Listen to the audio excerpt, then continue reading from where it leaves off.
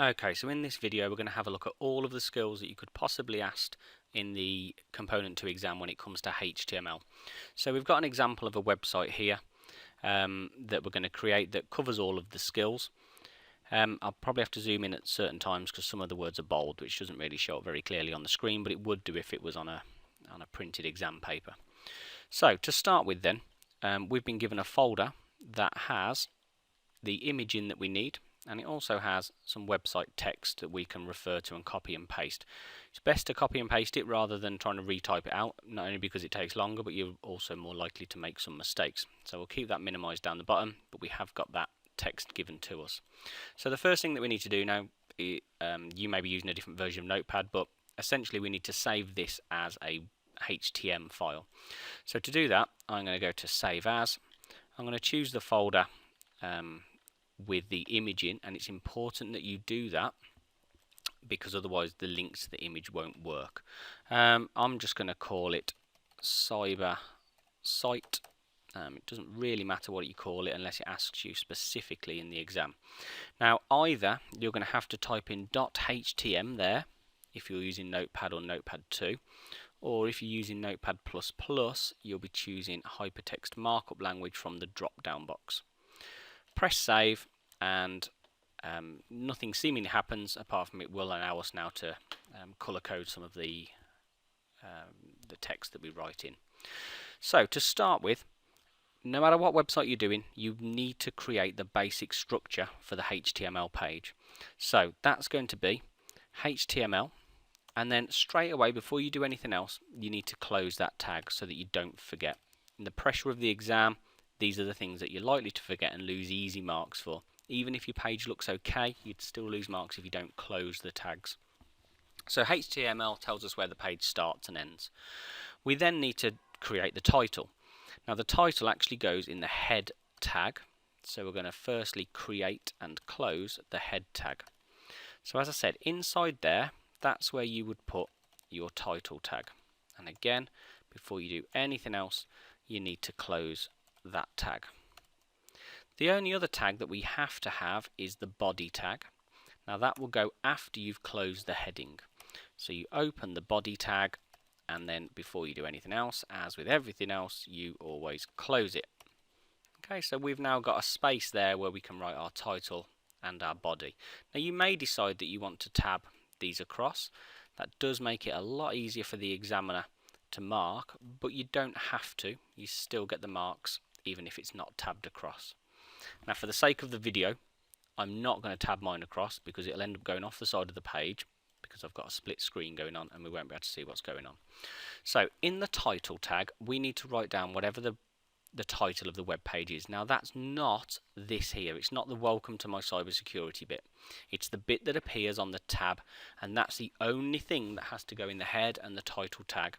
So you can see there it's cybersecurity with a capital C and nothing else.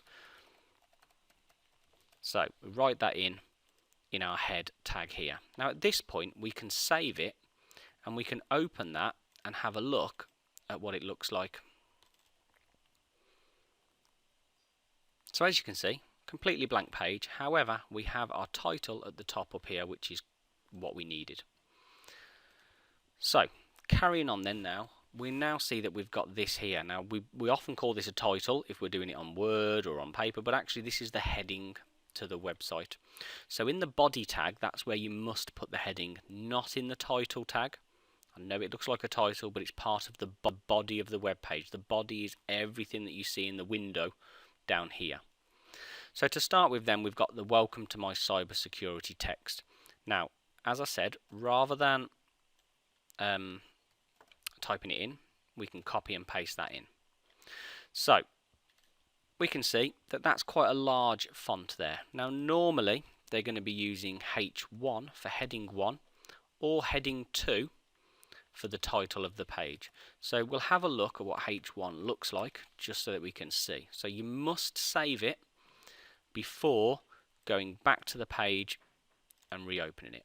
And as you can see, that looks correct, apart from the fact it's not in the center of the page. So that could be the next thing that we do. I'm going to minimize this down so I can keep refreshing it rather than keep going to the folder and reopening it.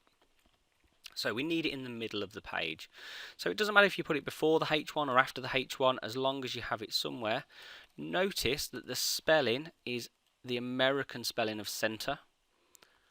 That's important. It's a mistake that people make very often. So if you're sitting in the exam not knowing why yours won't center, it could be that. I'm then going to close the center tag because I can see that the next bit of writing that I have after our horizontal rule is going to be left aligned. So I can close that at this point. So, as I said, the next bit that we need to do is this line that goes across the page. Now this is actually one of the only tags that you don't need to close. So all we need to do is put HR. At this point I'm going to save it, I'm going to go to my page, I'm going to refresh it, and you can see that we're getting there now. It's starting to look like our example over here. If in the exam the font looks different, don't worry about that. That's something that they seem to do. You don't need to worry about the font. That's not one of the tags that you need to learn. So after our horizontal rule, we've got this chunk of text here, which is something we definitely don't want to write out. So I'm going to copy and paste all of that and paste it into here. Now notice obviously that this has gone way across the page. You could put it on different lines, but I'm not going to mess with it. We're just going to leave it all on one line at the moment. And you can see that there's a gap here. So actually we're probably going to need to say that this is a new paragraph. So at this point we're going to put our open P tag here, and rather than at the end of the line, I'm just going to put it on the next line down, just so that we don't have to scroll all the way across. Let's save it, go back to the web page, refresh the page, and you can see that we've now got this left aligned, which is exactly what we needed. It looks like we've got the right amount of spaces here as well with our paragraph tabs. So we've then got a bit of a gap before our quote. So we're going to create another paragraph tab here so that we make sure we get a bit of a space between our writing. So I'm going to write the word quote, and it's got a semicolon after. I could have copied and pasted it, like I said I should, but it's not the end of the world if you don't. I'm then going to close that P tag before I forget to do anything else. Now notice that this writing here is a little bit bigger. It's at this point you might need to experiment with it. So we're going to try H2, which it is. But you can experiment and try H2, H3, and just see which one looks the most similar. So let's save that, and we'll have a look at refreshing the page, and we can see we've got our quote, and it looks about like it did in the example. Now one thing that I have missed, which is something that often happens, is if we look very closely, and it is hard to see on the screen, the words very expensive are bold. And you probably can't see that on the screen, but they are, and it's something that you need to check through. Check for bold and italic writing, because that can often catch you out. So actually we need to go back up here into this sentence and find the words very expensive, and we need to bold them. Now to do that you just use the B tag, making sure you don't forget, of course, to close it, and that will make those words bold. So after we've got our quote line here, we then have this quote that you're going to need to tab across. Now to do that we need to use the tag called block quote. And before we do anything, let's close the block quote tag so that we don't miss anything out. So I'm going to go back to our document here, and I'm going to copy and paste the quote into there. Again, let's have a little check, and this is something you should be doing as well. You should be checking as you're going along that it looks correct. We've increased that to bold now, and we've also got our quote here, which we have already ended as well. Okay, so we've done our quote now. We can move on to the next bit, which is the image. Now notice, before anything, the image is in the center of the page, so we might as well do that bit before we start getting to the more difficult bit of writing the image tag. So if we open and then close our center tag, because notice that afterwards it's not center aligned, we know that that is where we're going to be putting our image. Now you're going to need to check what the image is called. So you can see here that the image is called cyber image, and it's a JPEG file. So in here we're going to write our image tag. So to do that, it's img space src. This is the most common mistake. People put scr all the time. I think it's just a more natural way of typing. There's obviously more words with SCR rather than SRC, which stands for source. So our image source is going to be equal to, and then in speech marks you need to put the name of the image, which was cyberimage.jpg. Don't forget to close the speech marks. What we can then do is close that pointy bracket, and that's another one of the tags that we don't actually need to close with a /. So we'll save it, we'll go back to our page and refresh it, and you can see that our image has appeared here. Right, so after our center align tag, because we need to go back over to the left, we need to write the words, here are some threats. Notice that some is in italics. So what we can do is go back to here, here are some threats, copy it and paste it here. Now we need to make the word some italic, so we do an I tag and a close I tag surrounding the word some. Now I'm going to have a little look at this because I'm not sure if that's going to now be too close to the image. We may need to put a paragraph tab in. I think we'd get away with that in the exam. I would say that perhaps if we look at the example, there is a slightly bigger gap there, so just to be safe we could put a P tag just before the here are some bit, just to bring it down a little bit. And these are the things you've got to be thinking about in the exam. So we'll have our P tag there, and we'll close it as well. Now they do often mark it correct even if you don't have the close P tag, but it's something that we perhaps should be putting in anyway. Right, so back to the example, we now have our bullet point list with the circles rather than a numbered list here. So that's called an unordered list. So to start with, I'm going to copy and paste those items in. I'm going to copy them and paste them in there. So we need to tell the computer, obviously the browser, that we're going to be starting an unordered list. We are going to finish our unordered list at this point here after we've done the social engineering bullet point. Now if I save that and we run it, what you'll notice is we only will have one bullet point. In fact, we haven't even got the bullet point, it's not even separated them onto different lines. What we need to do is tell the browser which of these is a new list item. So to do that we need to use li, and we need to close li after each one. Now because I'm lazy and I don't like typing and I'm likely to make mistakes, I'm going to copy and paste those for each one, and the same with the close tag, so that it looks like that. So we're saying this is the start of the list, this is my first item in the list, this is the second, and then this is where my list ends. Let's save it and check it. I'm pressing F5 on the keyboard to refresh this, those of you that didn't know that that was the shortcut for refresh. So we've now got a nice bullet point list, it's all looking good so far, and the word some is italic, and we're ready to move on to the next bit. So our next one is very similar. Here are some ways to protect yourself, and then there's an ordered list because it's a numbered list. There is a gap here, so to be on the safe side again, I'm going to put a new P tag in, and I'm going to close the P before I forget, and I'm going to copy and paste here are some ways to protect yourself.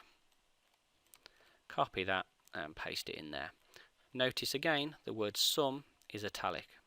It might be that there's two italics like this example and you need both of them to get the italic mark. Okay, so this time, as I said, we're doing an ordered list, and with lists I like to copy and paste them first just so I can see what I'm doing. Okay, so just like before we're going to have our open bracket, but this time it's OL for ordered list, and down here I'm going to say that this is the end of my ordered list. And again, like the previous list, we also now need to do the open and close list items. So I'm going to again copy and paste that, and I'm going to close each one as well, and of course save it and view it. And you can see it's looking just like we need it to as per the example. So the only last little bit that we need to do is one of the most difficult bits, is this more information can be found at, and then this is clearly a hyperlink because it's underlined. Anything underlined on a web page you expect to be a hyperlink.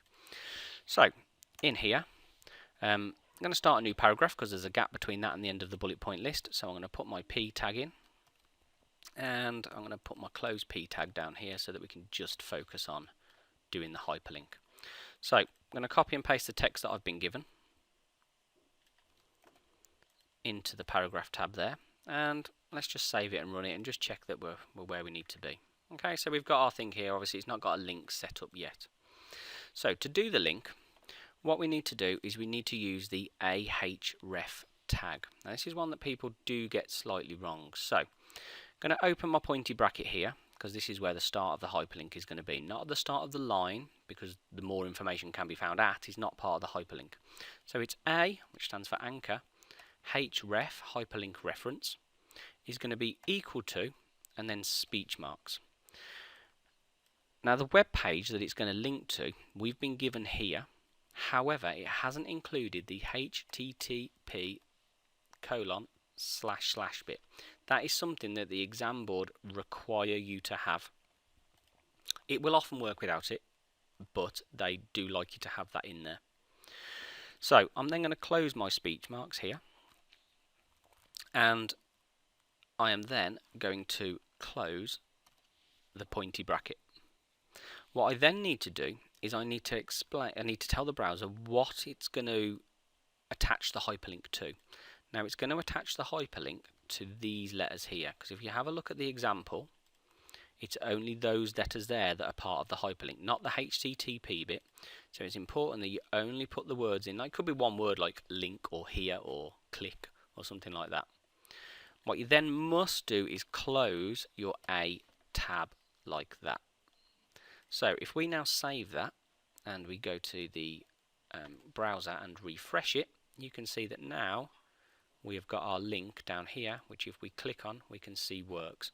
Now again, it takes out the www. Lots of browsers will do that, but actually, if you were to look at the code that we have, sorry, I'm clicking on the wrong one. If you look at the code that we have, it's correct in terms of what's expected by the exam board. So, if we look at our example now, we can see that we have got everything completed and looking correct compared to the one that we were given. So that should be a full mark question for everybody. There is absolutely no reason why you can't do that. Now when you look at a finished version, it looks complicated, but when you take it step by step and you take your time, it shouldn't be too bad. Just remember to set up the page first and copy and paste the bits in bit by bit so that you know you're not missing anything out, and keep saving it and checking it. Good luck.